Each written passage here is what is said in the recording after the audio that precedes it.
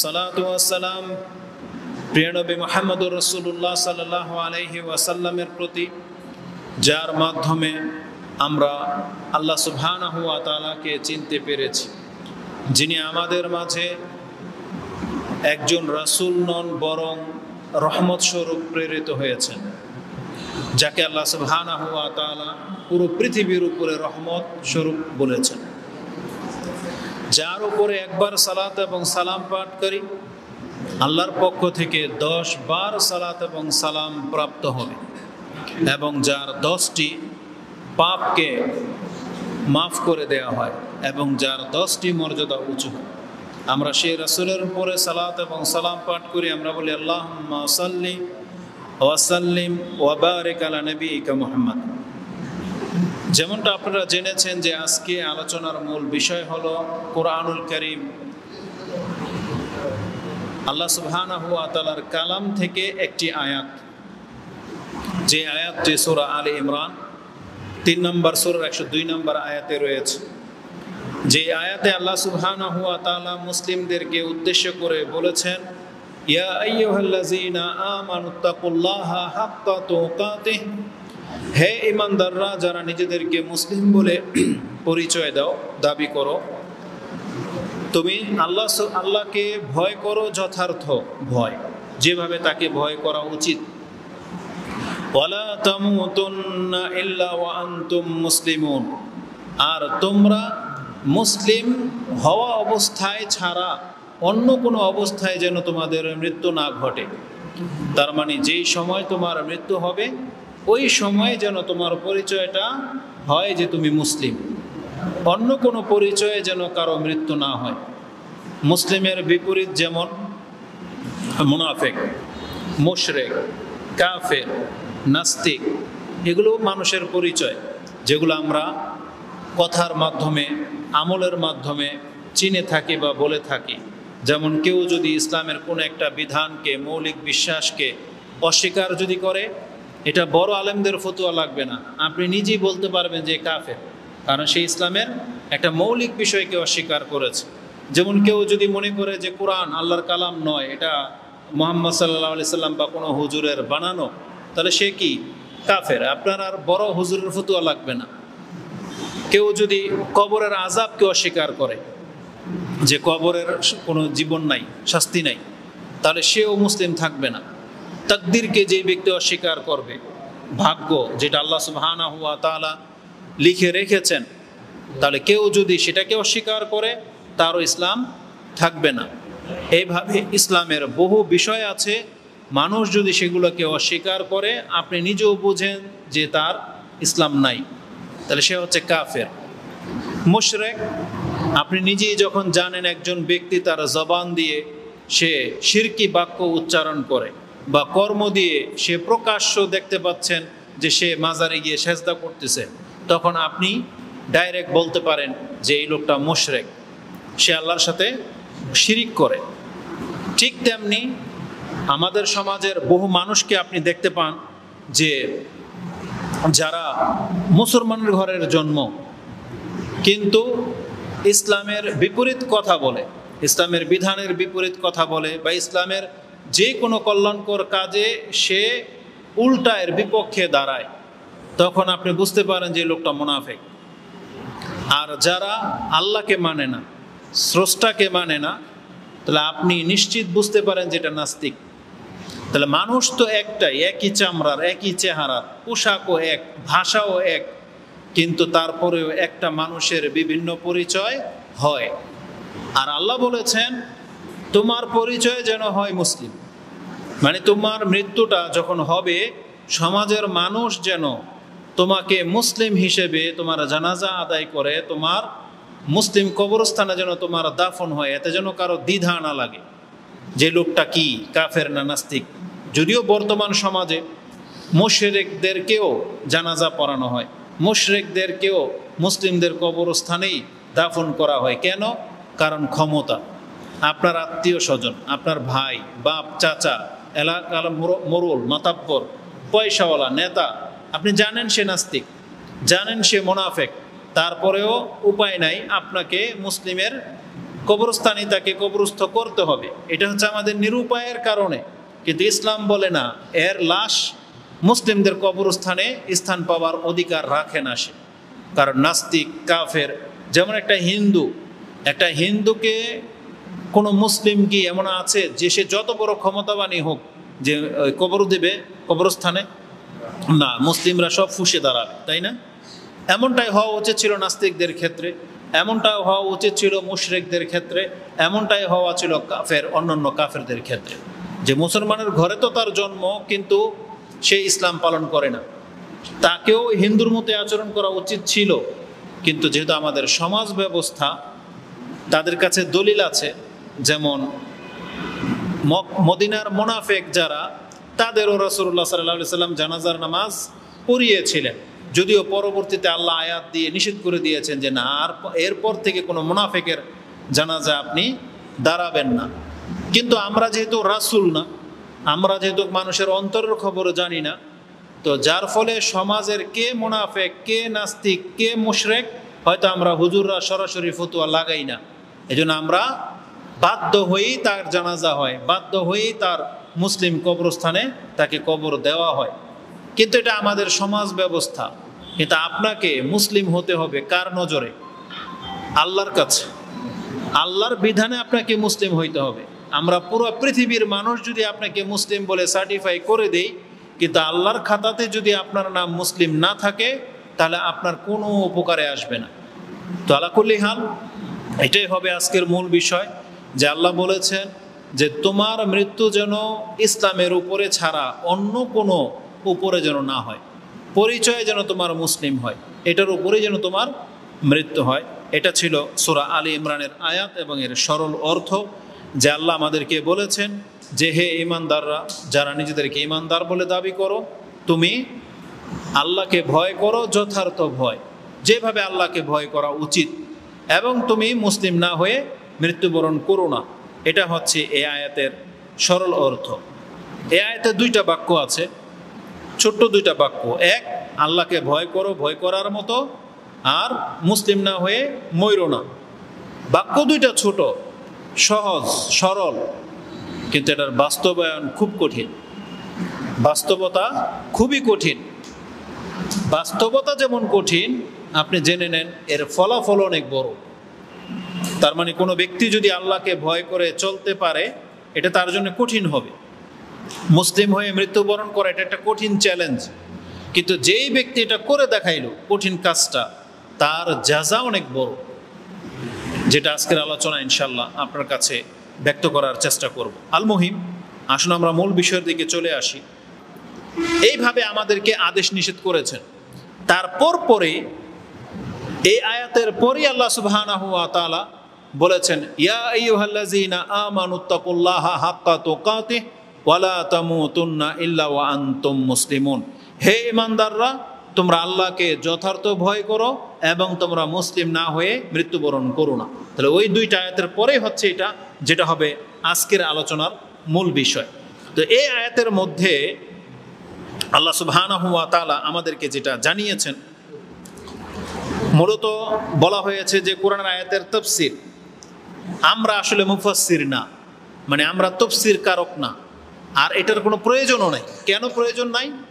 কারণ আমাদের পূর্বে আমাদের শিক্ষক যারা বড়রা, তারা আলহামদুলিল্লাহ আল্লাহর কালামকে সুন্দরভাবে অর্থ করে এবং তাফসীর করে গেছেন। নতুন করে আপনাকে আবার মডিফাই করে বর্তমান যুগের সাথে মিলিয়ে তাফসীর করতে হবে, এটার প্রয়োজন মূলত না, মুসলিমদের মোকাপেক্ষী না, কারণ তারা যথেষ্ট খেদমত করে গেছে। আপনি নতুন চাইলে সেখানে প্লাস করতে পারেন, কোনো কথা নতুন করে আসছে বুঝলেন, ওটাকে আপনি জোড়া দিতে পারেন, কিন্তু তাদের কোনো কথাকে আপনি উপেক্ষা করে আপনারটা বসাই দিবেন, ওই তাফসীরের কোনো প্রয়োজন নেই। কিন্তু আফসোস লাগে কিছু কিছু বক্তাদের কথা শুনলে, যে তারা বলে সেটা সে কালের তাফসীর, এ কালে এটা মিলবে না, এটার জন্য নতুন করে আবার চিন্তা ভাবনা করতে হবে। এরা নির্বুধ ছাড়া কিছু না, এদের সার্টিফিকেট আছে, আরবি ইবারত পড়তে পারে, কিন্তু আল্লাহ আকল দেয় নাই, যে আকলটা অত্যন্ত জরুরি ছিল। কারণ আমাদের পূর্বের আলেমরা, বিজ্ঞ আলেম যারা, ইবনে কাসির রাহিমাহুল্লাহ, তারপরে হচ্ছে জরির, তারপরে যতগুলো বড় বড় তাফসীর আছে, তারা আলহামদুলিল্লাহ যথেষ্ট খেদমত করে গেছে রাসূলুল্লাহ সাল্লাল্লাহু আলাইহি ওয়াসাল্লাম থেকে তারা জেনেছেন, সাহাবা একরামদের কাছ থেকে জেনেছেন, ওগুলো তারা তাফসীরের মধ্যে জমা করে রেখে গেছেন। এখন শুধু আপনাকে বাস্তবতার সাথে সেটাকে খাপ খাওয়াতে হবে, মিলাতে হবে, বাস। এতটা খেদমত তারা করে গেছে, আপনি আশ্চর্য হয়ে যাবেন। আর তাদের কথা উপেক্ষা করে নতুন করে কেউ তাফসীর কারক জন্ম নেবে, এটার কোনো অপশনই আল্লাহ সুবহানাহু ওয়া তাআলা রাখেন নাই। কারণ আল্লাহ বলেছেন ইন্না নাহনু নাযালনা যিকরা ওয়া ইন্না লাহু লাহাফিজুন। এটা যেমন আল্লাহ বলেছেন যে আমি জিকির নাজিল করেছি এবং এটা হেফাজত করার দায়িত্ব আমার, তাহলে আল্লাহর কোরআনের যতগুলো কালাম আছে এটাকে পূর্ণাঙ্গ কি অর্থ হতে পারে এটা বুঝিয়ে দেওয়ার দায়িত্বটা আল্লাহরই ছিল, আর আল্লাহ সেটা করেছেন। এটা এই যুগে এসে আল্লাহ করবেন না, ওটা আল্লাহ 1400 বছর আগেই তার বান্দাদেরকে দিয়ে আল্লাহ করিয়ে দিয়েছেন। রাসূলুল্লাহ সাল্লাল্লাহু আলাইহি ওয়াসাল্লাম নিজেই ছিলেন ব্যাখ্যাকার, নিজেই ছিলেন তাফসীর কারক, এবং তারপরে তিনি সাহাবীদেরকে শিক্ষা দিয়েছেন।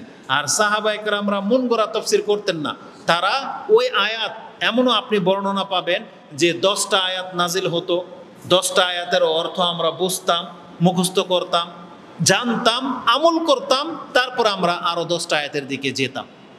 তার মানে তাদের ব্যক্তি জীবনে আমলগুলো আমল হয়েছে, রাসূল আমল করিয়েছেন। তাহলে কোন আয়াতের আমল কোথায় করতে হবে এটা নতুন করে আর ওই আহলে কোরআন গুমরাদের কাছ থেকে আপনাকে শিখতে হবে না। তারা নতুন করে নামাজ সাজিয়েছে, বুঝেন, নামাজ সাজিয়েছে কিভাবে আপনি কোরআন দিয়ে নামাজ পড়বেন, একটা হাদিসও সেখানে ব্যবহার করেনি। হাদিস থেকে থিওরি চুরি করেছে কিন্তু হাদিস উল্লেখ করে নাই, সে কোরআন দিয়ে নামাজ বানিয়েছে। না রাসূল বলেছেন, না কোনো সাহাবীদের থেকে প্রমাণ আছে, না কোনো কোরআন হাদিসের কোথাও আছে। মন গড়া নিজেদের মতো করে কোরআনের ওই আয়াতকে অমুক জায়গায় বসিয়ে দিছে, এইটা এই মানে নিজের মতো করে। আল্লাহ বলছেন ফারকাউ মা রাকিন, রুকুকারীদের সাথে রুকু করো, বলতেছে এই যে রুকু কথা কোরআনে আছে, হাদিস থেকে নেওয়ার দরকার নেই। এখন একে যদি জিজ্ঞাসা করা হয় রুকু মানে কি, ও বলতে পারবে? রুকু তো একটা শব্দ, শব্দ না? সিজদা একটা শব্দ। এখন আমরা যেভাবে সেজদা করি, এই যে 7 অঙ্গের উপরে, এটা তো রাসূল আমাদেরকে শিখাইছে। এটা কি কোরআনে কেউ দেখাইতে পারবেন যে এইভাবে করার নাম সেজদা? সেজদা মানে ঝোঁকা, তাই না? যেমন গাছ আল্লাহকে সেজদা করে, আছে না সূরা রহমানের মধ্যে, যে সূরা নাজিমের মধ্যে আছে, বিভিন্ন জায়গায় আছে যে গাছ, যে শামসু ওয়াল কামারু ইয়াসজুদান, সূর্য চন্দ্র সেজদা করে। এবং গাছের কথা আছে লতা পাতা, যেটা মানে কাঠামো গাছ, আবার লতা পাতা গাছ, দুইটাই তো গাছ, তাই না? একটা হচ্ছে যেটা লতার মতন বায়, আর একটা হচ্ছে গাছ, দুইটাই কি গাছ। এই দুইটাই আল্লাহকে সেজদা করে, এটা আল্লাহ বলেছেন। এখন আপনি প্রমাণ করে দেখান তো সেজদাটা কি। আমরা যেভাবে 7 অঙ্গের উপরে সেজদা করি, এই গাছ এভাবে সেজদা করে, আপনারা প্রমাণ করতে পারবেন? 24 ঘন্টা ক্যামেরা নিয়ে গাছের সামনে দাঁড়ায় থাকেন তো, ও তো আপনি হিলতে দেখবেন না, কিন্তু আল্লাহ যে বলেছে যে গাছ আমাকে সেজদা করে। তাহলে আহলে কোরআন যারা বাতিল ফিরকা, তারা কোরআন থেকে সেজদা নিয়েছে, রুকু নিয়েছে, কিন্তু নিজের মতো করে মন গড়া ব্যাখ্যা করেছে। অথচ আমরা শিখেছি সেজদা কিভাবে করতে হয়, রুকু কিভাবে করতে হয়, কতটুকু ঝুঁকতে হবে, মাথা পিঠ সোজা থাকতে হবে, এগুলো কোথায় আছে? সব হাদিসে আছে। কারণ হাদিসবিহীন আপনি সেজদা রুকু চিনবেন না, বুঝতে পারবেন না। বরং কেউ যদি একটু ঝুঁকে, এটাও রুকু, কিন্তু রাসূল কি বলেছেন? যেই ব্যক্তি রুকুতে পিঠকে সমান্তরাল না করে তার নামাজ হবে না, তার নামাজ বাতিল হয়ে যাবে। তাহলে এই লোকগুলা মন ঘোরা ব্যাখ্যা করে। তালাকুল্লি হাল, আমাদের পরিচয় হলো আমরা আমাদের মুফাসসিরদের কথাগুলোকে আপনাদের কাছে পেশ করতে পারি। আমরা মুফাসসির না, মানে আমরা নতুন করে এটাকে তাফসীর করার ক্ষমতা রাখি না। তারা যেটা বলেছেন সেটাই আপনাদের কাছে নকল করব। আর তারা কত চমৎকারভাবে কোরআনটাকে বুঝিয়েছেন এবং আমাদেরকে বুঝিয়েছেন, তাদের কথা থেকে সেটা আপনি বুঝতে পারবেন কত চমৎকারভাবে তারা বুঝিয়েছেন যে এগুলো আমাদের আর বিদ্যা বুদ্ধির প্রয়োজন নাই। তারা যে মেধা খাটিয়েছেন, আল্লাহ তাদেরকে এতটা প্রজ্ঞা দিয়েছেন যে আমাদের জন্য যথেষ্ট, কিয়ামত পর্যন্ত যথেষ্ট। আসুন দেখাই এই আয়াতের তাফসিরে কয়েকটা কথা আছে। শুরু হয়েছে ইয়া আইয়ুহাল্লাযীনা আমানু। এখানে কয়েকটা তথ্য আমি আপনাকে দেব, আপনার কাছে এটা নতুন মনে হবে, খুব ভালো লাগবে আশা করি। আপনি বহুবার এই আয়াত শুনেছেন না? ইয়া আইয়ুহাল্লাযীনা আমানু কোরআনের কত আয়াতে বলছে ইয়া আইয়ুহাল্লাযীনা আমানুত্তাকুল্লাহ, ইয়া আইয়ুহাল্লাযীনা আমানু উদখুলু ফিস সিলমি কাফা, ইয়া আইয়ুহাল্লাযীনা আমানু লা তাকুলুর রিবা। এভাবে আল্লাহ বলেছেন, ইয়া আইয়ুহাল্লাযীনা আমানু কুলু মিনাত তাইয়্যিবাত, তোমরা হালাল খাও। কোরআনের অসংখ্য আয়াত আছে, যতটা আমি গুনেছি দেখেছিতে প্রায় 89টা আয়াত আছে, 89 89টা আয়াত আছে, যা শুরু হয়েছে ইয়া আইয়ুহাল্লাযীনা আমানু দিয়ে। কিন্তু আপনি কি কোনোদিন জানার চেষ্টা করেছেন এই শব্দ দিয়ে আল্লাহ আপনাকে আমাকে কেন ডেকেছেন, কি মানিয়ে? কোরআনের আরেকটা শব্দ আছে ইয়া আইয়ুহান নাস, আছে না? ইয়া আইয়ুহান নাস, তাহলে আল্লাহ এখানে মানুষ বলে ডেকেছেন, আর এক জায়গায় মুসলিম বলে ডেকেছেন। হে মুসলিম বা মুমিন, একই কথা। কেন মানুষ হিসেবে ডেকেছেন? তখন আপনি বলবেন আমি তো মানুষ, সেই জন্য আল্লাহ বলছেন ইয়া আইয়ুহান নাস, কারণ আমরা তো জিন না, আমরা তো ফেরেশতা না। নাহলে আল্লাহ বলতেন ইয়া আইয়ুহাল মালাক বা বলতেন ইয়া আইয়ুহাল জিন, বরং আল্লাহ বলেছেন কি ইয়া আইয়ুহান নাস। তাহলে আমি আর আপনি মানুষ বিদায় আল্লাহ আমাদেরকে মানুষ বলে সম্বোধন করেছেন। আবার আমি আর আপনি মানুষ থেকে যখন উঠে মুসলিম হয়েছি, এই জন্য আল্লাহ আপনাকে আমাকে বলেছেন হে মুমিন, হে মুসলিম, এই বলে আপনাকে ডেকেছেন। কারণ এটা হচ্ছে আপনার আমার পরিচয়। এই যে পরিচয় আল্লাহ যে ডেকেছেন, আপনি জানেন এটা কত চমৎকার শব্দ, বা এটাতে আপনাকে কি করা হয়েছে? একজন মুসলিমকে আল্লাহ কতটা সম্মান দিয়েছেন, এটা অধিকাংশ মুসলিমরা চিন্তাও করে নাই যে আল্লাহ আমাকে এতটা সম্মান দিয়েছেন।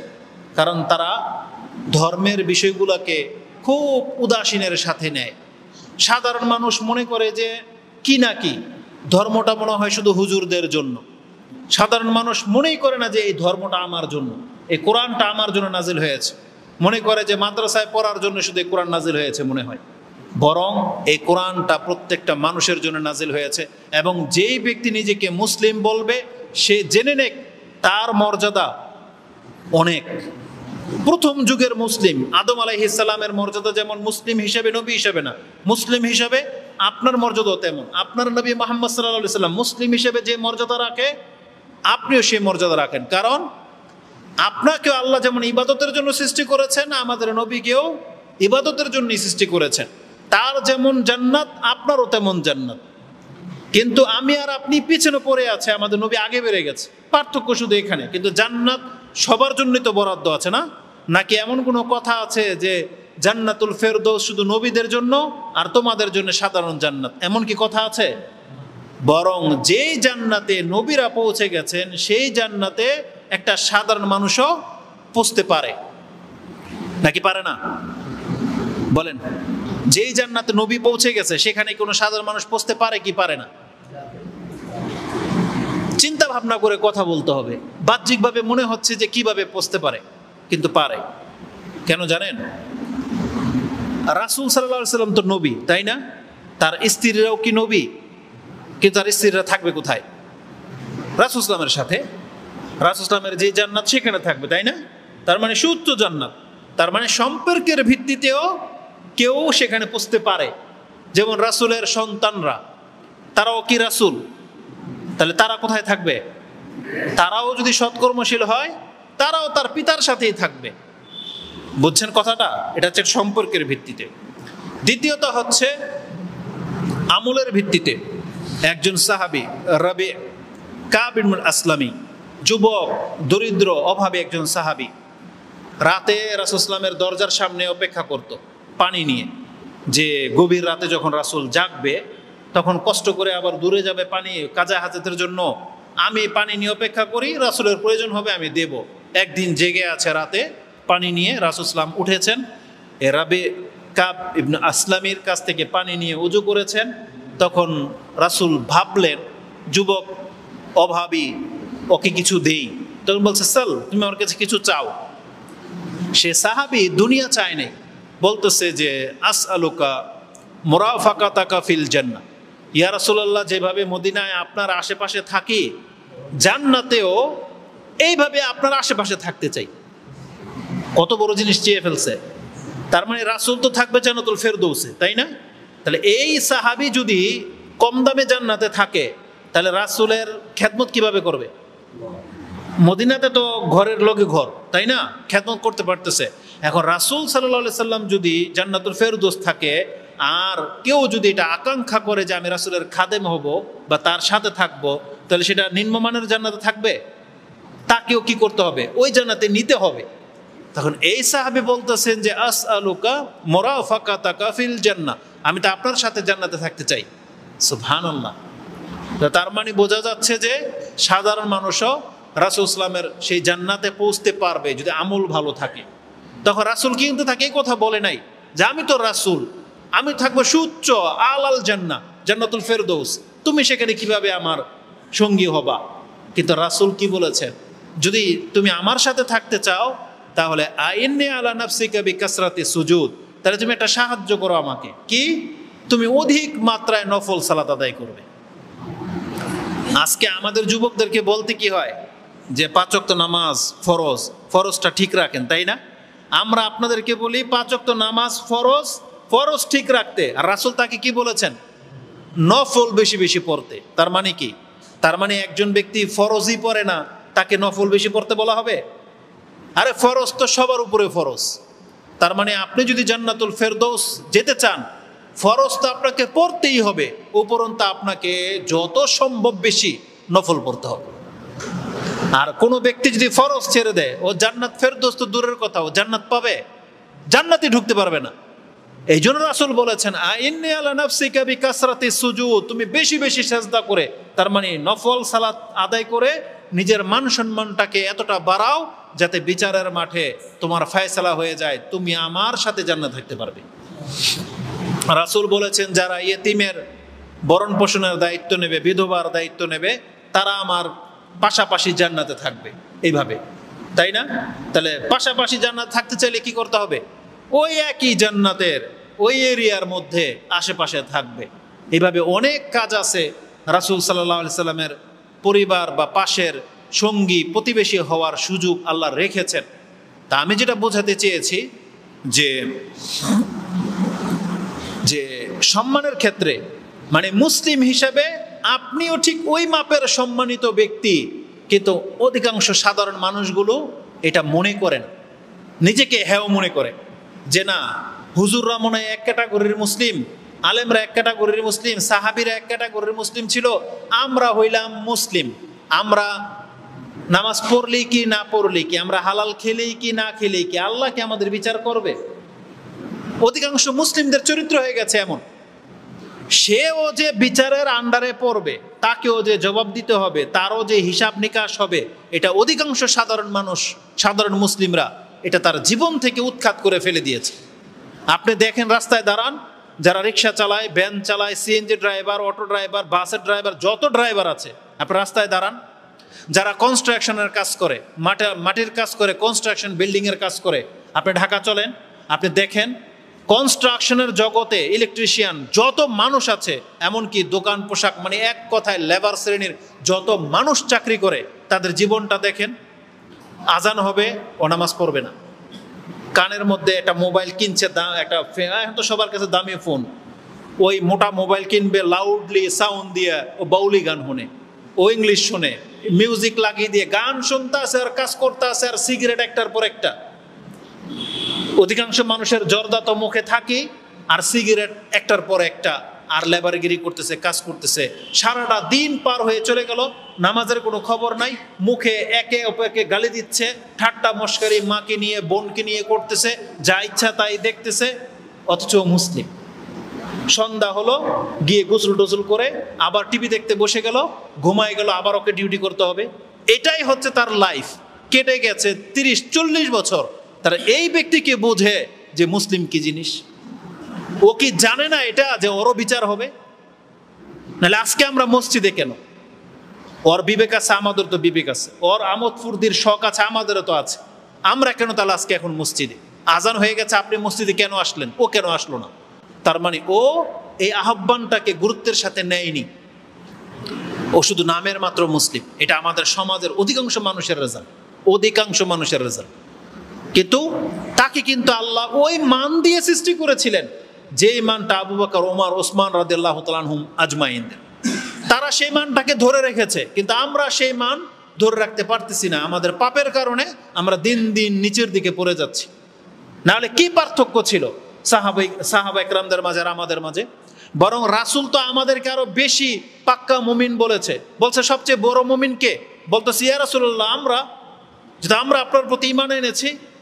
বলছে লা, কারণ তোমরা ঈমান আনবে না কেন? তোমরা তো আমাকে স্বচক্ষে দেখতেছো যে আমি আল্লাহর রাসূল, তোমাদের সামনে উপস্থিত, আমার কাছে কোরআনের ওহী নাজিল হচ্ছে, আমার মুজিজাগুলো তোমরা চোখের সামনে দেখতে পাচ্ছ, যে আমার হাতের মধ্যে পাথর কথা বলে, গাছ আমার সামনে ঝুঁকে যাচ্ছে, তোমরা চোখের সামনে দেখতে পাচ্ছ, আমি হাত ডুবিয়ে দিলে পানি উপচে পড়ে যাচ্ছে, বকরির ওলানে হাত দিলে দুধ বেয়ে আসতেছে, তাহলে তোমরা আমার প্রতি ঈমান আনবে না কেন?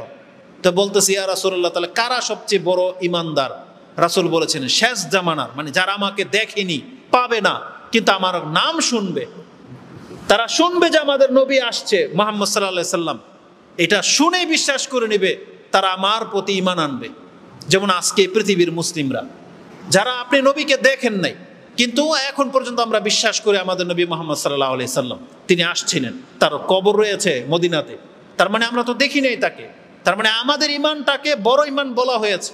তাহলে মান মর্যাদার দিক থেকে আপনাকে আমাকে তো আল্লাহ কম দেয় নাই, তাহলে কেন আপনি নিজেকে এত হেয় করলেন? কেন আমরা আবু বকর, ওমর, ওসমান রাদিয়াল্লাহু তাআলা আনহুর মতো হতে পারতেছি না কেন?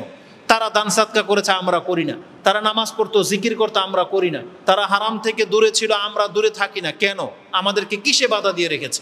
আল্লাহ কি বলেছে যে শেষ যুগের বা বাঙালি মুসলিম হইলে তোমার জন্য এই পাপগুলো করা হালাল? এটা নাকি আল্লাহ বলেছেন? নাকি ইসলাম সবার জন্য সমান?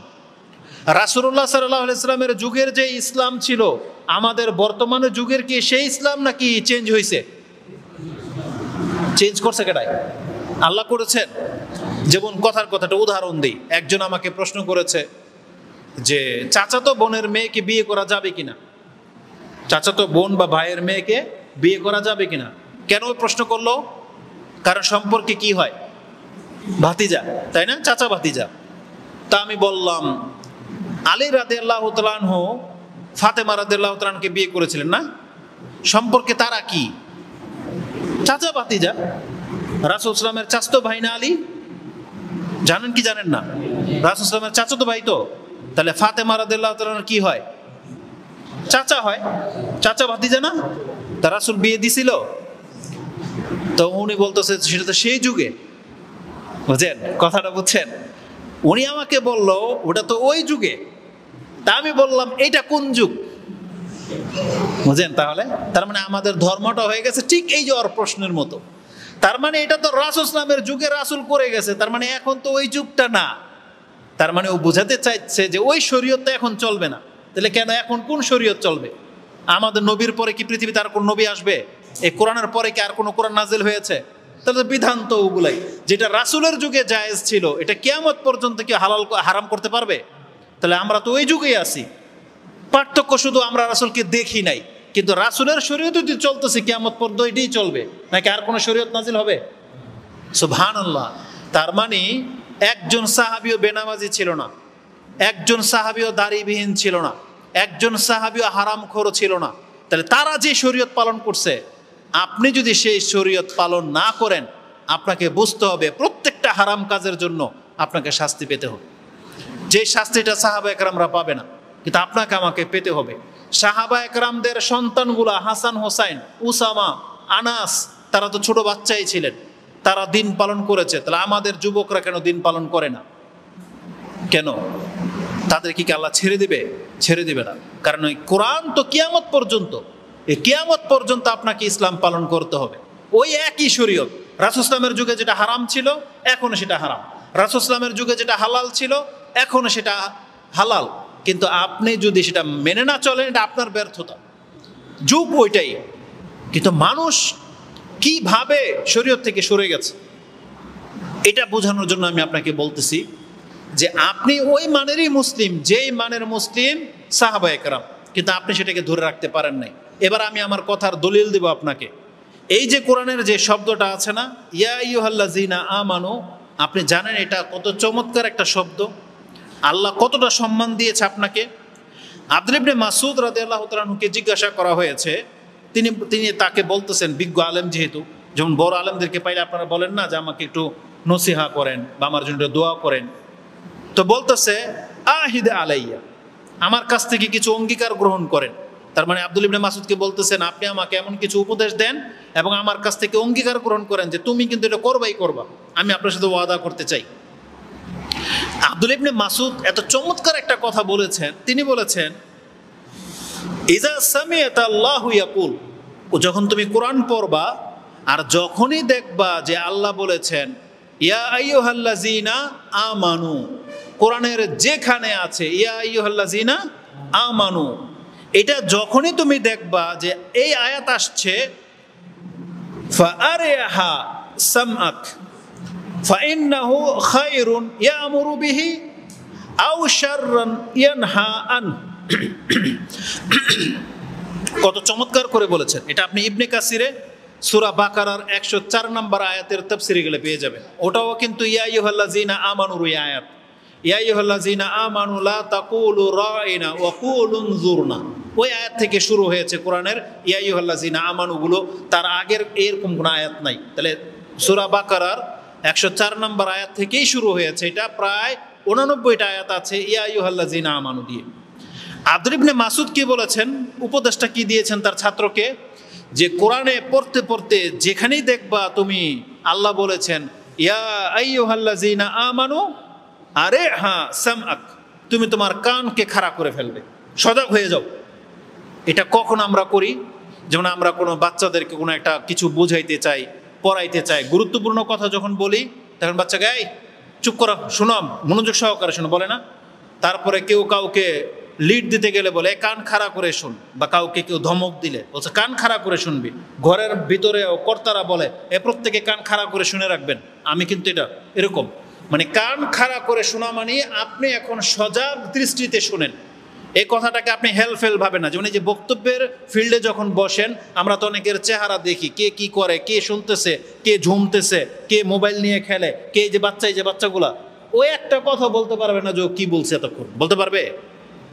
কারণ ওর অন্তর হচ্ছে লাহুয়ান, খেলতামশার মধ্যে আছে ও। মানে বাচ্চাদের স্বভাব হলো ও কথা গুরুত্বের সাথে নেয় না।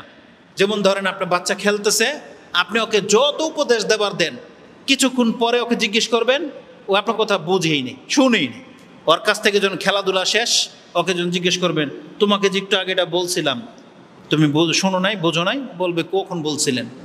তার মানে ওর সেন্স ওদিকে যায় না, ওর কান শুধু শব্দগুলো শুনছে, কিন্তু ওর ভিতরের যে কান ওটা এখানে লেগে আছে, এই খেলাধুলায় লেগে আছে, বুঝছেন? কিন্তু আল্লাহ সুবহানাহু ওয়া তাআলার কথা শোনার ক্ষেত্রে আপনার এই কানের সাথে এই কানটা সজাগ থাকতে হবে, এই ভিতরের যে কান। এই জন্য আপনি দেখেন মুসা আলাইহিস সালামকে আল্লাহ যখন ওহী নাজিল করবেন, প্রথম যখন ওহী, আল্লাহ বলতেছেন ইয়া মুসা, হ্যাঁ মুসা তুমি শোনো, যে আমি তোমাকে এখন রাসূল হিসেবে পছন্দ করেছি, ফাসতামি' লিমা ইউহা, তুমি শোনো, এখন আমি তোমার কাছে ওহী করব। কি ওহী? আগে বলছে ফাসতামি', শোনো তুমি, ফাসতামি' লিমা ইউহা, যা এখন তোমাকে ওহী করা হবে। আগে মুসাকে থামানো হয়েছে যে তুমি আগে শোনো। কি?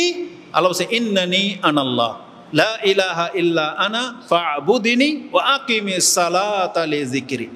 এই কথাটা বলার আগে আল্লাহ মুসাকে দাঁড় করিয়েছেন যে ফাসতামি', তুমি শোনো কথা, আমি তোমার কাছে এখন ওহী করব। মুসা আলাইহিস সালাম একবারে অ্যালার্ট।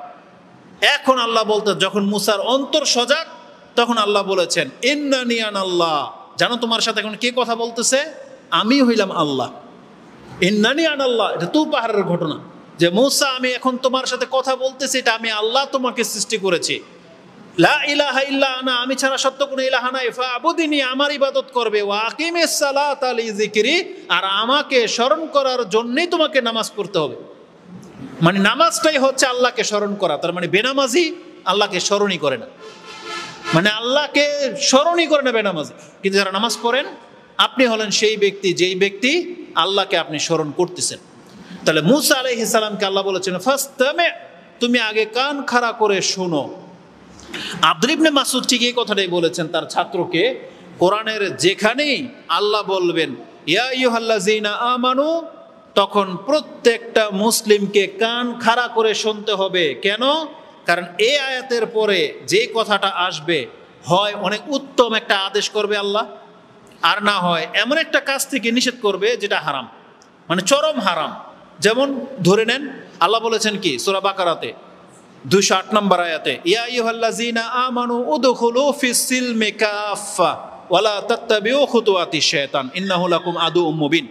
হে ঈমানদাররা, তোমরা ইসলামে পরিপূর্ণ সাথে ঢুকে যাও আর শয়তানের অনুসরণ করো না। তাহলে একটা আদেশ আছে, একটা নিষেধ আছে। তো আব্দুল্লাহ ইবনে মাসউদ কত সূক্ষ্মভাবে কথাটা বলেছেন, যেখানেই কোরআনে থাকবে ইয়া আইয়ুহাল্লাযীনা আমানু, তখন তুমি কান খাড়া করে শোনো, তারপরে তোমাকে এটা উত্তম আদেশ করা হবে। তার মানে আল্লাহ যে বলেছেন ইসলামে পরিপূর্ণ প্রবেশ করো, এর চেয়ে উত্তম আদেশ আর কি আছে? আল্লাহ বলেছেন ইয়া আইয়ুহাল্লাযীনা আমানুত্তাকুল্লাহা, হে ঈমানদাররা তোমরা আল্লাহকে ভয় করো। তো এই যে উত্তম আদেশ, আল্লাহকে ভয় করো। আল্লাহ বলেছেন ইয়া আইয়ুহাল্লাযীনা আমানু কুলু মিনাত তাইয়্যিবাত, হে ঈমানদাররা তোমরা যেটা হালাল তাইয়্যিবাত সেখান থেকে খাও। ইয়া আইয়ুহাল্লাযীনা আমানু লা তাকুলুর রিবা, তোমরা সুদ খেও না। এই দেখেন, ইনি বলেছেন যখনই এই আয়াত আসবে তারপরে হয় তোমাকে একটা কঠিন আদেশ করবে, হয় সেটা উত্তম, আর না হয় একটা হারাম থেকে তোমাকে নিষেধ করা হবে। আমি আশ্চর্য হয়ে গেছি, সুবহানাল্লাহ। তার এই কথাটা পাওয়ার পরে আমি পুরো কোরআনটাকে সার্চ করেছি, যে বললাম 89টা আয়াত পেয়েছি, আর প্রত্যেকটা আয়াত সুবহানাল্লাহ ঠিক এরকমই, হয় আল্লাহ আদেশ করেছেন না হয় নিষেধ করেছেন।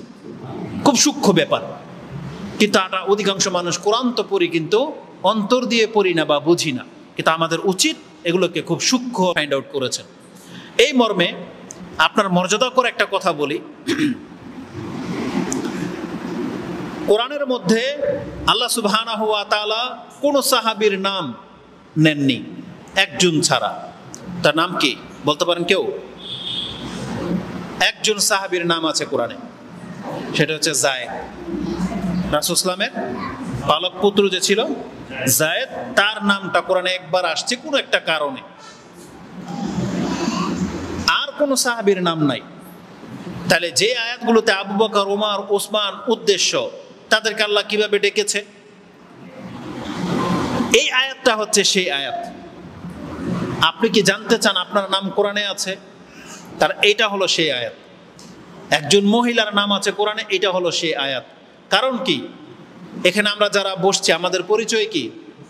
মুসলিম, তাই না? বসেছি তো 100 জন। তাহলে এখন 100 জনের নাম ধরে ধরে যদি বলি লম্বা হয়ে যাবে না? তা আল্লাহ ওই কথাটা বলেছেন যেটা সবার মাঝে আছে, কি?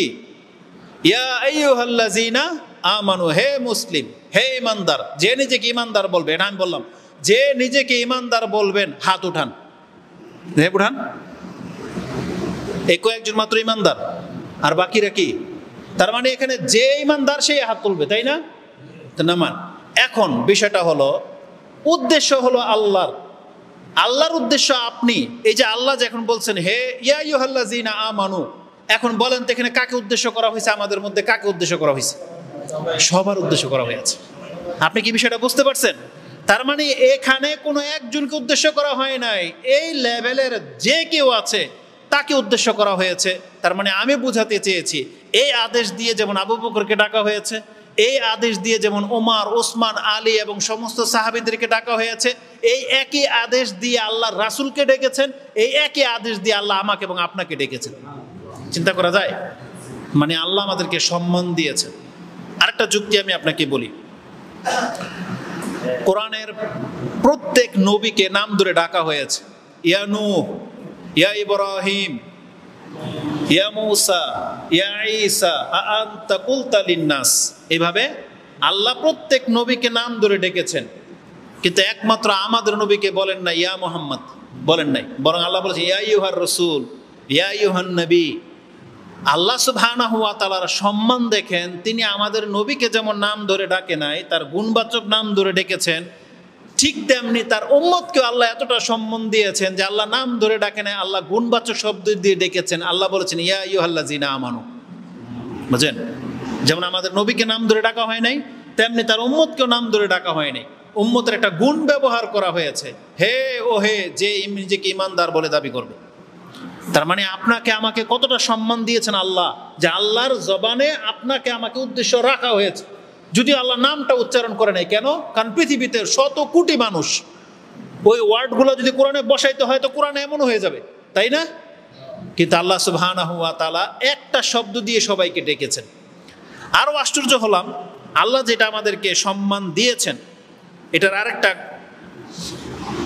প্রমাণ হলো সূরা মায়দা 1 নম্বর আয়াতের তাফসিরে পড়েন, তাতে ইমাম জুহরি রাহিমাহুল্লাহ বলেন যে যেখানে আছে ইয়া আইয়ুহাল্লাযীনা আমানু, এই আয়াতটা তুমি খুব অন্তর থেকে পালন করবে। আমাদেরকে বলেছেন ইমাম জুহরি। কেন বলতেছেন? এই আয়াতের মধ্যে তোমার নবী শামিল, মানে আমাদের নবী এই আয়াতের মধ্যে শামিল। কারণ যে আয়াতের মধ্যে আল্লাহ বলেছেন ইয়া আইয়ুহাল্লাযীনা আমানু, তাহলে প্রথম ব্যক্তি হলেন আমাদের নবী মুহাম্মদ সাল্লাল্লাহু আলাইহি সাল্লাম, আর তিনি এটা আমল করেছেন। ফাআন্নান নাবিয়্যা সাল্লাল্লাহু আলাইহি ওয়াসাল্লাম মিনহুম, আমাদের নবী তাদের একজন। যেমন যে হালাল খাওয়ার ক্ষেত্রে দেখবেন আছে পৃথকভাবে ইয়া আইয়ুহান নবী ইয়া আইয়ুহার রাসূল কুলু মিনাত তাইয়্যিবাতি মা রাযাকনাকুম, হে রাসূলগণ তোমরা হালাল যেই রিজিক তা থেকে ভক্ষণ করো এবং আল্লাহর ইবাদত করো। ঠিক একই আদেশ মুমিনদেরকেও করা হয়েছে, তোমরা পবিত্রতা থেকে খাও। মিম্মা রাযাকনাকুম ফিল আরদ ইলা আখিরিল আয়াত, আয়াতগুলো দেখে নেবেন। এটা আছে যে নবীদেরকে যে আদেশ করা হয়েছে মুমিনদেরকেও সেই একই আদেশ করা হয়েছে। তো ইমাম জুহরি বলেছেন।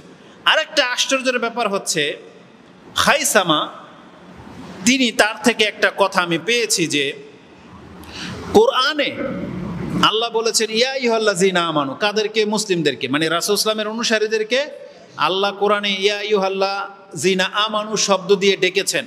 কিন্তু আপনি তাওরাত আর ইনজিলে পাবেন মুসা ঈসা আলাইহিস সালামের অনুসারীদেরকে আল্লাহ বলতেন ইয়া আইয়ুহাল মাসাকিন, হে মিসকিনের দল।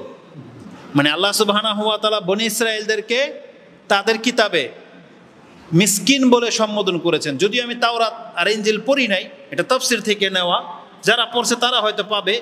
আশ্চর্যের ব্যাপার হলো তিনি বলেছেন যে আমাদের পূর্বের জাতির মুসলিম যারা ইহুদি নাসারা দাবি করে, আল্লাহ এদেরকে মিসকিন বলে দাবি করেছেন, ইয়া আইয়ুহাল মাসাকিন বলে সম্বোধন করেছেন। মানে আল্লাহ হচ্ছেন গনি আর আল্লাহ এদেরকে কি বলেছেন? মিসকিন। কেন? কারণ ইহুদিরা একসময় আল্লাহকে গালি দিয়েছিল, কষ্ট দিয়েছিল যে আল্লাহ হচ্ছেন ফকির ও নাহনু আগনিয়া, আমরা হইলাম ধনী আর আল্লাহ হচ্ছে ফকির। এত বড় বেয়াদবি কথা বলেছিল ইহুদিরা। পাল্টা আল্লাহ বলেছেন বরং তোরাই মিসকিন, তোরাই ফকির, আল্লাহ হচ্ছেন কি? গনি, আল্লাহ হচ্ছেন ধনী।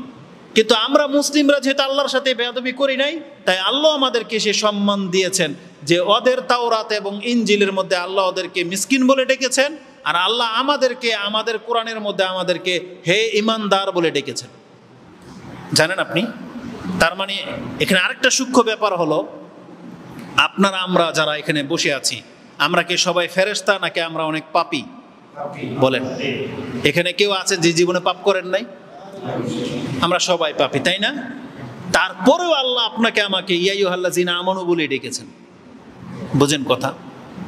তার মানে আল্লাহ এখন পর্যন্ত আমাদেরকে অসম্মানিত করেন নাই। আল্লাহ আমাদেরকে কাফের, মুনাফিক, ফাসিক বলে ডাকেন নাই। কোরআনের একটা আয়াত নাই ইয়া আইয়ুহাল ফাসিকুন, একটা আয়াত নাই, পাবেন না আপনি যে হে ফাসিক পাপীরা। কিন্তু আল্লাহ আমাদেরকে বলেছেন ইয়া আইয়ুহাল্লাযীনা আমানু, হে ঈমানদাররা। এত পাপ হওয়া সত্ত্বেও কেন? কারণ আল্লাহ আমাদেরকে সম্মানিত করে সৃষ্টি করেছেন, সম্মানিত রাসূলের উম্মত করে সৃষ্টি করেছেন, সম্মানিত ইসলাম গ্রহণ করার তৌফিক দিয়েছেন, আল্লাহর কালাম কোরআনের আমাদের তকদিরে রেখেছেন। এতটা সম্মান আল্লাহ আমাদেরকে দিয়েছেন। তাহলে এটা ছিল ইয়া আইয়ুহাল্লাযীনা আমানু সম্পর্কে এই ছোট্ট একটা তথ্য, যে যেখানেই কোরআনে পাবেন ওই আয়াতগুলোকে আপনাকে গুরুত্বের সাথে পড়তে হবে। পুরা পৃথিবীর মানুষ মানুক আর না মানুক, আপনাকে এটা মানতে হবে যে এখানে আল্লাহ আমাকে আদেশ করেছে, এজন্য আমাকে আগে শুধরাতে হবে, আপনাকে আগে সুদ ছাড়তে হবে, আপনাকে আগে 5 ওয়াক্ত সালাত পড়তে হবে, ইসলামে পরিপূর্ণ ঢুকতে হবে। পৃথিবীর মানুষ আসলে আসুক, না আসলে না আসুক। কেন? কারণ সেখানে আপনাকে ডাকা হয়েছে।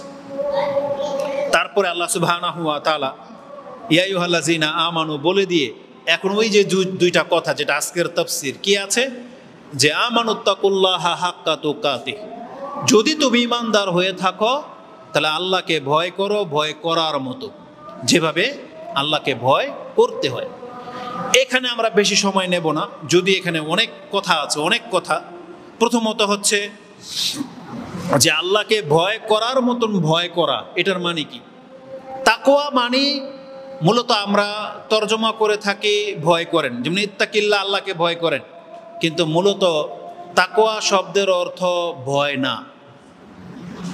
খাউফ, খাশিয়া, এটা হচ্ছে ভয়। যে খাউফ আর খাশিয়া, এগুলো হচ্ছে কোরআনে আছে, হাদিসে আছে, আরবি ভাষায় ব্যবহার করা হয়, এগুলো হচ্ছে ভয়। কিন্তু তাকওয়া শব্দটা ভয়ের রূপক হিসেবে আসছে। তাকওয়ার মধ্যে ভয় একটা অর্থ থাকে, যেমন বলা হয়েছে ইত্তাকিল্লাহ, আল্লাহকে ভয় করো। এখানে আল্লাহকে ভয় করা মানে আল্লাহ থেকে পালায়ন না। যেমন আপনি ভাগকে ভয় করেন কিনা? যদি ভয় হয়, যেমন ভাগ আসছে, আপনি ভয় পাবেন না? এখন কি করবেন? খালি থাকবেন না পালাবেন? তাহলে মানুষ ভয়ের জায়গা থেকে কি করে? পালায়। তাহলে এখন আল্লাহ বলা হয়েছে ইত্তাকিল্লাহ, আল্লাহকে ভয় করো। এখন আপনি কি আল্লাহর কাছ থেকে পালাইবেন? তার মানে বোঝা যাচ্ছে যে না, ভয়, তাকওয়া মানে ভয় না। তাকওয়া মানে হচ্ছে আল্লাহর অসন্তুষ্টি কাজ থেকে বেঁচে থাকো। বুঝছেন? মানে আল্লাহর থেকে আপনাকে পালাইতে বলা হয় নাই, বলছে তুমি আল্লাহর অসন্তুষ্টি কাজ থেকে বেঁচে থাকো। আল্লাহর ক্রোধ, আল্লাহর রাগ থেকে তুমি বেঁচে থাকো, আল্লাহর অসন্তুষ্টি থেকে তুমি বেঁচে থাকো। তাহলে কি করতে হবে? তারা আরো ইত্তাকিল্লাহ মানে আল্লাহর কাছে আসো। তুমি তো পাপ করে দূরে যেতে চাচ্ছ, তুমি আল্লাহকে ভয় করো মানে ওই পাপ ছেড়ে দিয়ে তুমি আল্লাহর নিকটে আসো। আল্লাহর অসন্তুষ্টির কাজ ছেড়ে দিয়ে আল্লাহর সন্তুষ্টির কাজ করো, এটা হচ্ছে ইত্তাকিল্লাহ। আবার বাঁচার অর্থ হয়, মানে যে জিনিস থেকে আপনি তাকওয়া অবলম্বন করতে বলা হয়েছে তা থেকে বেঁচে থাকাটাকেও বোঝায়। যেমন রাসূলুল্লাহ সাল্লাল্লাহু আলাইহি সাল্লামের এক হাদিসে আছে, ফাত্তাকুদ দুনিয়া ওয়াত্তাকুন নিসা, তোমরা দুনিয়া থেকে বাঁচো আর বিশেষ করে মহিলা থেকে বাঁচো। মহিলাদের ফিতনা থেকে, দুনিয়ার ফিতনা থেকে। দুনিয়া থেকে বাঁচো মানে কি? ফাত্তাকুদ দুনিয়া মানে কি? তো দুনিয়া থেকে যদি আপনাকে এখন পালায়ন করতে হয়, দুনিয়া ছাড়া বসবাসের আর কোনো জায়গা আছে? তা আপনি পালাইবেন কই? আল্লাহ তো যেমন সূরা জিনে বলেছেন, ইয়া মাশারাল জিন্নি ওয়াল ইনস ইন ইসতাতাতুম আন তানফুযু মিন আকতারিস সামাওয়াতি ওয়াল আরদি ফানফুযু লা তানফুযুনা ইল্লা বিসুলতান। এটা সূরা আর রহমান ৫৫ নম্বর সূরার ৩৩ নম্বর আয়াতে হয়তো আপনি পাবেন, ৩০ থেকে ৩৩-এর মধ্যে পাবেন। যে আল্লাহ বলেছেন, হে জিন এবং ইনসান, তোমাদের ক্ষমতা থাকলে আকাশ এবং জমিনের বাউন্ডারি পার করে দিয়ে পালিয়ে দেখাও। লা তানফুযু ইল্লা বিসুলতান। আল্লাহ সুবহানাহু ওয়া তাআলার ক্ষমতা ছাড়া, এরিয়া ছাড়া তুমি আর কোনো জায়গা পাবে না। তাহলে ফাত্তাকুদ দুনিয়া মানে কি? তাহলে দুনিয়া থেকে তো বাঁচা মানে দুনিয়া থেকে সরে যাওয়ার কোনো অপশন নাই। দুনিয়া থেকে বাঁচো মানে দুনিয়ার মন্দ থেকে বাঁচো, দুনিয়ার হারাম থেকে বাঁচো, দুনিয়ার লোভ থেকে বাঁচো, আর দুনিয়ার যেটা হালাল সেটা গ্রহণ করো। দুনিয়াতে বেঁচে থাকার জন্য যতটুকু দরকার ততটুকু নেও। তুমি দুনিয়ার সন্তান হয়েও না। যেমন আলী রাদিয়াল্লাহু তাআলা বলতো যে ইরতাহালাতিদ দুনিয়া মুদবিরান ওয়ারতাহালাতিল আখিরা মুকবিলান ওয়ালিকুল্লি ওয়াহিদিন মিনহুমা বানুন ফাকুনু আবনাইল আখিরা ওয়ালা তাকুনু আবনাইদ দুনিয়া। আলী রাদিয়াল্লাহু তাআলা উপদেশ দিতেন। ইমাম বুখারী রাহিমাহুল্লাহ তার এই কথাটাকে কিতাবুর রিকাকে ৮১ নম্বর পর্বে এটা এনেছেন, যে তিনি বলতেন যে হে পৃথিবীর মানুষ শোনো, এই যে দুনিয়া, তুমি দুনিয়ার দিকে যেদিকে ঝাঁপিয়ে যাচ্ছ, দুনিয়া তোমাকে রেখে আরো দূরে সরে যাচ্ছে, আর কবর তোমার সামনের দিক থেকে ধেয়ে আসছে। তার মানে কি? ধরেন এই যে আপনি এখানে দাঁড়িয়ে আছেন, দুনিয়া কিন্তু ২৪ ঘন্টা পার হয়ে যাচ্ছে, আপনাকে বৃদ্ধ করে দিচ্ছে, আপনার বিল্ডিং কিন্তু নরম হচ্ছে, দাঁত হাড্ডি সব নরম হচ্ছে, দুনিয়া কিন্তু সরে যাচ্ছে। আর ওই যে সামনের যে দিনগুলো আসতেছে, এটা কি? কবর কই? কবর সামনে না পেছনে? আচ্ছা একটু ফিতাটা মেপে দেখেন তো। যেই দিন জন্মগ্রহণ করেছিলেন আজকে থেকে এই যে এখন পর্যন্ত যদি ফিতা লম্বা করি, কত বছর হবে? আমার তো ৪০ বছর, আপনার কত হবে?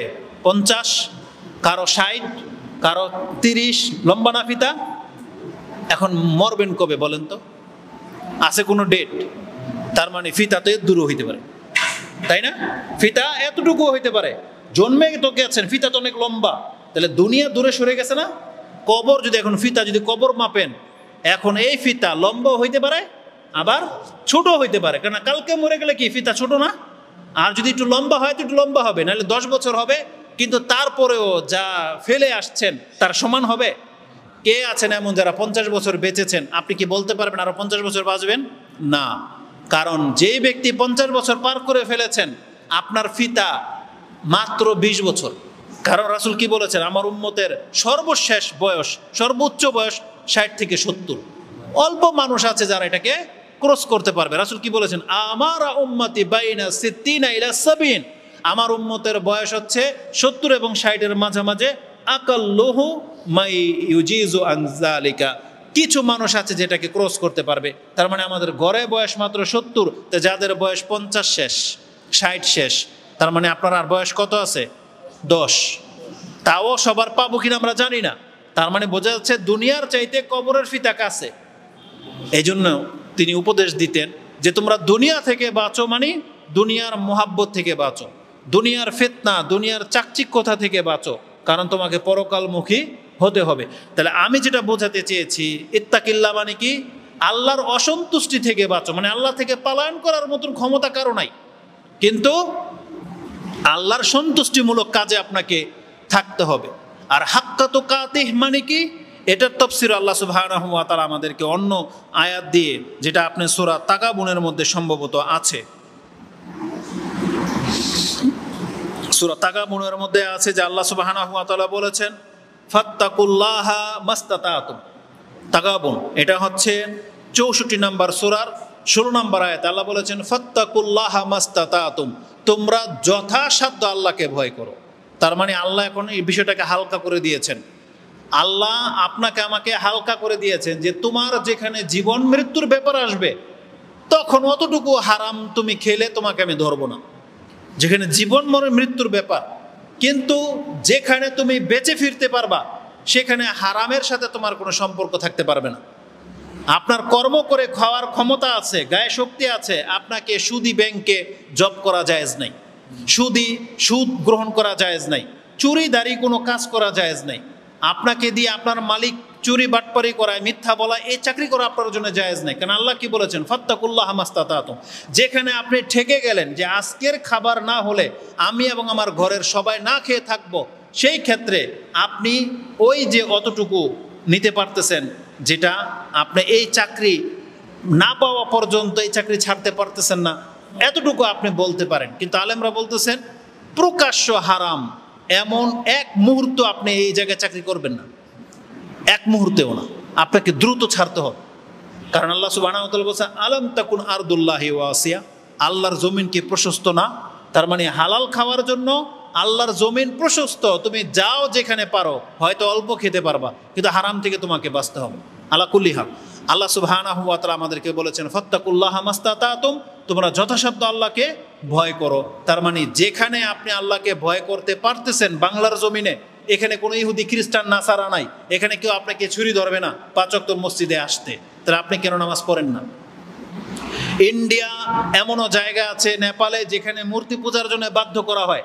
এখন কোনো মুসলিম সেখানে ঢুকে গেছে কোনো কারণে, এখন ওদের পূজার সিজন, ওকে ধরছে, এখন তুই টাকা দিলে তোর পিটামো, এখন ও বাধ্য।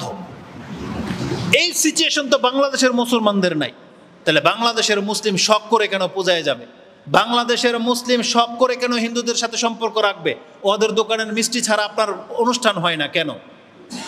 আপনাদেরকে বাঁচতে হবে, ধর্ম প্রচার করতে হবে, ধর্ম জানতে হবে, মানতে হবে। তারপর আল্লাহ বলেছেন আল্লাহকে যথার্থ ভয় করো। সর্বশেষ আদেশ, এই যে আল্লাহকে ভয় করে চলা যেহেতু কঠিন, এই জন্য আল্লাহ সর্বশেষ এতটুকু আবদার আপনার কাছে করেছেন যে তোমার জন্য আমি এত কিছু করলাম বান্দা, আমার শেষ কথাটা তুমি রাখো, যে তোমার মৃত্যু সময় যেন অন্তত তুমি মুসলিম হয়ে মরতে পারো, এইটার দিকে খেয়াল রাখো।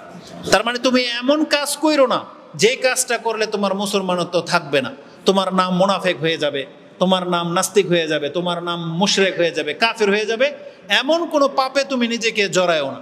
নামাজ ছেড়ে দিয়ে তুমি বেনামাজি হয়ে তুমি মৃত্যুবরণ করো না। আপনি জেনে নেন, কথা মানতে পারেন বা না পারেন, আপনাদের হুজুররা কি ফতোয়া দেয় জানি না, হাদিসে কিন্তু বেনামাজিকে বলা হয়েছে সে মুসলমান থাকে না। এই জন্য সতর্ক হন, সাবধান হন। রাসূল বলেছেন এই কথা যে বেনামাজি মুসলমান থাকে না, কাফেরদের সাথে সমান করে দেওয়া হয়েছে, এই জন্য ভয় করেন। হুজুররা আপনাকে বাঁচাতে পারবে না কিয়ামতের মাঠে যদি আপনি রাসূলের এই কথাকে অস্বীকার করেন। হুজুর বাঁচাতে পারবে না আপনাকে।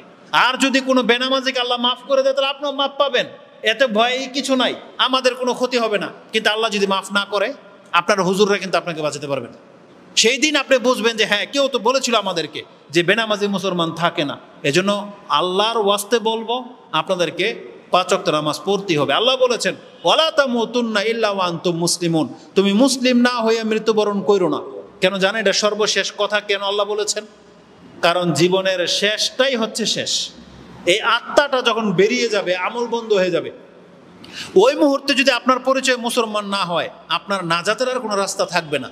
আর যদি আপনার পরিচয় হয় মুসলিম, ধরেন পাপী কিন্তু মুসলিম, আপনি জানার তো কত সৌভাগ্যবান, একটা পাপী মুসলিম কিন্তু মুসলিম, একে ক্ষমা করার জন্য আল্লাহ যে কত ব্যবস্থা করে রেখেছে, এটা আপনি মরলে বুঝতে পারবেন।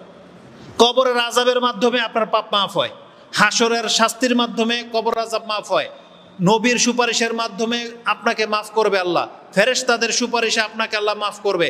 একজন তারপরে ফেরেশতা নবীর সুপারিশ বাদ মাপ পাইলেন না, অনেক বড় পাপী, জাহান্নামে ফেলা হবে। আপনার আত্মীয় স্বজন মুসলিমরা, জান্নাতীরা আপনার জন্য সুপারিশ করবে, তাদের সুপারিশে আপনি মাপ পাবেন। তাদের সুপারিশে যদি মাপ পাওয়ার যোগ্যতা আপনার না থাকে, আল্লাহ নিজে তার রহমত আপনাকে ক্ষমা করবে। শর্ত কি? মুসলিম হইতে হবে। মানে মুসলিমদের জন্য আল্লাহ ক্ষমার ব্যবস্থা রেখেছেন। আর রাসূল বলেছেন, আলা কান খাড়া করে শোনো, লা ইয়াদখুলুল জান্নাহ ইল্লা নাফসুন মুসলিমাতুন, জান্নাত এমন একটা জায়গা সেখানে কোনো মুসলিম ছাড়া অন্য কোনো পরিচয়ের ব্যক্তি ঢুকতে পারবে না। হ্যাঁ, ওটা বলতেছি, মানে মুসলিম পরিচয়। এটাকে 4টা কথা বলেছি না, যদি ওনার আকল থাকে বুঝবে। আমি বলেছি 4টা কথা বলছি না আপনাকে। একটা হলো কি? মুসলিম। একটা হলো মুনাফেক। একটা হলো কি? মুশরিক। একটা হলো কাফের। একটা হচ্ছে নাস্তিক। আপনার পরিচয় কোনটা হবে? তার মানে যদি আপনার পরিচয় মুসলিম হন, তাহলে 4টা কি ক্যান্সেল করতে হবে না? তাহলে 4টা বাদ দিতে হবে। কিন্তু আপনি মুসলিম মুখে দাবি করেন, কিন্তু অন্তরে মুনাফিকি চিন্তা, তাহলে আপনি মুখে মুসলিম বললে কাজ হবে? এই মুনাফিক থেকে আপনাকে বাঁচতে হবে। আপনি বলতেছেন মুখে মুসলিম, কিন্তু আপনি শিরিক করেন। আপনি কইতেছেন যে আপনার বাবাই নাকি বাচ্চা দিতে পারে, তাহলে আপনি মুসলমান থাকবেন। আপনি বলতেছেন যে মাজারে সেজদা করি, মাজারের মান্নত করেছি বিদায় তো আমার বাগান আজকে টিকে আছে, এত ব্যবসা আমার ভালো, তাহলে আপনি কিভাবে মুসলমান থাকবেন? অথচ আল্লাহ বলেছেন একমাত্র আল্লাহ হচ্ছেন সবকিছুর ক্ষমতার, বিয়াদিহিল খায়র, তার হাতে সমস্ত কল্যাণ, আল্লাহর হাতে সবকিছু ক্ষমতা। তাহলে মুসলমান থাকতে হলে আপনাকে শিরিক করা যাবে না। তাবিজ কবজ এগুলো থেকে বেঁচে থাকবেন, কারণ এগুলো শিরকের অন্তর্ভুক্ত। রাসূল সাল্লাল্লাহু আলাইহি ওয়াসাল্লাম তাবিজের ব্যাপারে স্পষ্ট বলেছেন যেগুলো শিরকের অন্তর্ভুক্ত, যদি আপনাদের হুজুররা সেগুলো জায়েজ বলে। কিন্তু আমরা কি বলবো? বেঁচে থাকেন। ওই যে আগেই বললাম, ফেসে গেলে হুজুররা বাঁচাতে পারবে না কিন্তু কিয়ামতের মাঠে। এই জন্য এখন থেকেই আপনার দরকার কেন, ধরেন কথার কথা, জারফুক জায়েজ কিনা, যেমন পানি পরে দেওয়া জায়েজ কি জায়েজ না? জায়েজ, কিন্তু আপনি নিলেন না কেন? আপনি সম্মানিত হইতে চাচ্ছেন। কারণ রাসূলের হাদিসে কি আছে? যেই ব্যক্তি একটা জায়েজ জিনিসও চেয়ে নেয় না, আল্লাহর উপরে ভরসা করে চলে, আল্লাহ তাকে বিনা শাস্তিতে জান্নাত দিয়ে দিবে। তাহলে আপনার কথা অনুযায়ী, আপনার হুজুরের কথা অনুযায়ী ধরেই নিলাম যে পানি পড়ার মতো কোরআন দিয়ে তাবিজ দেওয়া সে জায়েজ মনে করতেছে, ধরেই নিলাম। আপনি নিবেন কেন এটা? কারণ আপনি ওই হাদিসের উপর আমল করেন যে রাসূল কি বলেছে, যেই ব্যক্তি একমাত্র আল্লাহর উপরে ভরসা করে চলে, এমন 70,000কে আল্লাহ বিনা শাস্তিতে বিনা হিসাবে জান্নাত দিয়ে দিবেন। তাহলে আপনি সে অন্তর্ভুক্ত হন। কিন্তু তাবিজ লাগাইলে, টাকা বালা লাগাইলে তো আপনি এর অন্তর্ভুক্ত হইতে পারবেন না। উপরন্ত রাসূল নিজে বলছে এগুলো শিরক। এই জন্য আপনি আমাদের ফতোয়া মানতে পারেন বা না পারেন, কিন্তু মুশরিক থেকে বাঁচতে হলে আপনাকে শিরক থেকে বাঁচতে হবে, আপনাকে নাস্তিক হওয়া থেকে বাঁচতে হবে। যেটা আপনি পরিচয় কি? মুসলিম, তাহলে আপনি নাস্তিক হইতে পারবেন না। আপনি মুসলিম হয়ে মরতে চাইলে আপনাকে আল্লাহর কোরআনের কোন একটা বিধানকে, হাদিসের কোন একটা বিধানকে, ইসলামের, আপনি অস্বীকার করতে পারবেন না। তাহলে আপনি মুসলিম থাকবেন। তাহলে মুসলিম মানে মুখে বললে চলবে না। যেই মুসলিমের কথা নিয়ে এখন আলোচনা চলতেছে, আপনি যদি আল্লাহর কাছে মুসলিম বলে গণ্য হন, কিন্তু আপনার পাপ অনেক, কি বলেছি? পাপ অনেক, ধরে নেন অনেক পাপ, পৃথিবী ভরে গেছে, কিন্তু পরিচয় কি? আপনি মুসলিম। যদি আল্লাহর কাছে আপনি মুসলিম হইতে পারেন, আপনার গ্যারান্টি আছে আপনার পৃথিবী ভরা পাপকে আল্লাহ মাফ করে দিবেন, এটার গ্যারান্টি আছে। তাহলে মুসলিম হয়ে মরতে হইলে কি করতে হবে? মুনাফিকি, নাস্তিকি, শিরক, কুফরি থেকে নিজেকে বাঁচাইতে হবে। অন্তত সরিষা পরিমাণ ঈমান থাকুক, এতটুকু অন্তত টিকা মরতে হবে। আর এর জন্য কি করতে হবে? চাইলে একমাত্র কার কাছে চাইবেন? ভয় করলে একমাত্র কাকে? আল্লাহকে। ভরসা করলে কার উপর? আল্লাহর উপর। ইবাদত করলে একমাত্র আল্লাহর। এই জন্য আল্লাহর ইবাদত করতে হবে। আপনি বলতেছেন হুজুর আমি শিরিক করি না, আপনি তো ইবাদতও করেন না, ইবাদত না করাটাই তো কুফরি। এই জন্য 5 ওয়াক্ত নামাজ অন্তত আপনার ঠিক থাকতে হবে। হালাল খাওয়ার উপরে থাকার চেষ্টা করেন এবং আল্লাহর কাছে ক্ষমা চান। আল্লাহ হচ্ছেন ক্ষমাশীল, গফুরুর রাহিম। যেই ব্যক্তি আল্লাহর কাছে ক্ষমা চায় তার 60-70 বছরের পাপ এক নিমিষে আল্লাহ মাফ করে দেয়। আমরা আল্লাহর কাছে দোয়া করি, আল্লাহ আমরা যে এখানে উপস্থিত হয়েছে, আল্লাহ তোমার ক্ষমার আশায় উপস্থিত হয়েছি। এতগুলো কথা বলেছি, এটা আল্লাহ আমি নিজেকে এবং আমার মুসলিম ভাইদেরকে ইসলাহ করার জন্যই বলেছি। আমরা ইসলাম পালন করব বিধায় আল্লাহ এখানে বসেছি, আমরা তোমার বান্দা রূপে এখানে বসেছি। আল্লাহ তুমি তোমার বান্দাদেরকে ক্ষমা করে থাকো, আল্লাহ তুমি আমাদেরকে ক্ষমা করে দাও। আল্লাহ তুমি মজলিসটাকে কবুল করো এবং যাদের মাধ্যমে এই মসজিদ হয়েছে আল্লাহ তাদেরকে তুমি উত্তম প্রতিদান দান করো এবং আমাদের প্রত্যেককে আল্লাহ এমন তৌফিক দাও যাতে আমরা আমাদের সমাজে এরকম মসজিদ করতে পারি এবং আমরাও যেন ইসলামের খেদমত করতে পারি, আমরাও যেন আমাদের সন্তানদেরকে 5 ওয়াক্ত নামাজে বানাইতে পারি, আমরাও যেন মুসলিম পরিবারে বিয়ে শাদী করি। আল্লাহ তুমি আমাদেরকে তৌফিক দান করো। আল্লাহ তুমি আমাদের মুরব্বীদেরকে আল্লাহ ক্ষমা করে দাও, তাদেরকে শেষ বয়সে এসে যেমন তারা ইসলাম পালন করতে পারে, তাদের শেষটা যেন ভালো হয়। আল্লাহ তুমি তাদেরকে কবুল করো, তাদের অতীতের পাপগুলোকে আল্লাহ তুমি মাফ করে দাও। আমাদের যুবকদেরকে আল্লাহ তুমি ইসলাহ করো, তাদেরকে উত্তম রিজিকের ব্যবস্থা করে দাও এবং বিপথে চলা থেকে আল্লাহ তাদের পাগুলোকে তুমি হেফাজত করো। সর্বোপরি আল্লাহ তুমি মরার আগে হলেও আমাদেরকে আমাদের জবান দিয়ে কালেমা লা ইলাহা ইল্লাল্লাহ বলার তৌফিক তুমি আল্লাহ আমাদেরকে দান করো। সুবহানাকা আল্লাহুম্মা রাব্বানা ওয়া বিহামদিকা আশহাদু আল্লা ইলাহা ইল্লা আনতা আস্তাগফিরুকা ওয়া আতুবু ইলাইক। আসসালামু আলাইকুম ওয়া রাহমাতুল্লাহি ওয়া বারাকাতুহু।